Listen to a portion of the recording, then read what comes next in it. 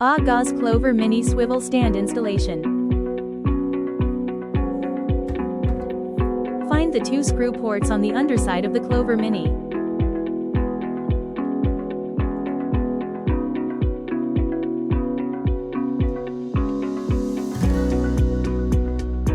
Position the stand over the Clover Mini so the ports line up with the bracket openings. Insert the included bolts through the bracket and into the device.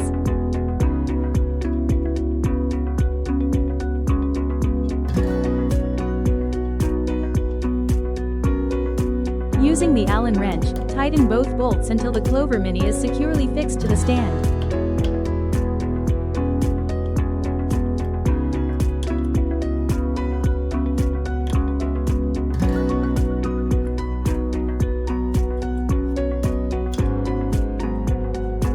Your setup is now complete.